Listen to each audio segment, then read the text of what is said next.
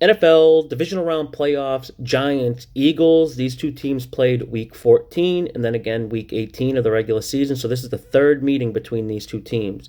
Eagles won both prior games, but we can kind of disregard the most recent week 18 game because the Giants sat everyone. But the week 14 meeting is a better reference point. That game took place in New York, and the Eagles were 7-point road favorites. Now, with this game in Philly, we don't see a major adjustment with the spread. The Eagles currently 7.5-point favorites. The Eagles dominated that Week 14 game, winning 48-22. And, if you look back at that game, the final score is probably a little misleading, too. It really wasn't even that close. The Giants scored on a block punt, and most of their points came in garbage time, too. So the big difference in this game, I'd say, is the health of Eagles quarterback Jalen Hurts. In all his press conferences, he's avoided specific questions on how he feels. I guess we just can assume he's not 100%, but he's healthier than 50%.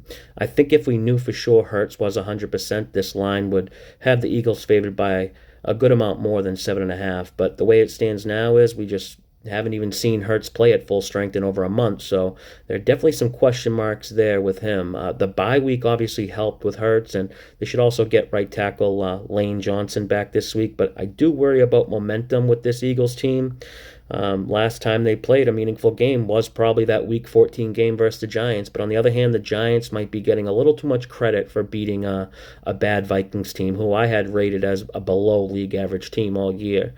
This is going to be a big step up in competition for the Giants, going from the Vikings to Eagles. Danny Dimes lit up that Vikings secondary, but the Eagles secondary is light years better than this Vikings one.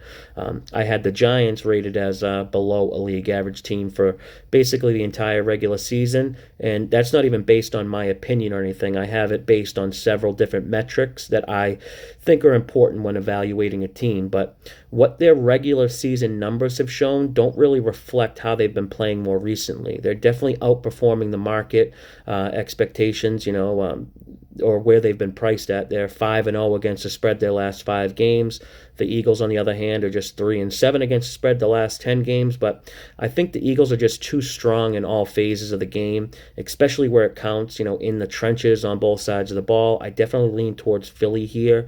It's a tough game, and, it wouldn't be the first time Philly has exited the playoffs after losing to a lower-seeded team. But I think Philly's going to be too much for the Giants. My plan is to wait to see if this line goes to 7, because worst case scenario, if it goes up to 8 and 8.5, that's not a ton of value lost, where the upside of it moving down to 7 from 7.5 is significant value.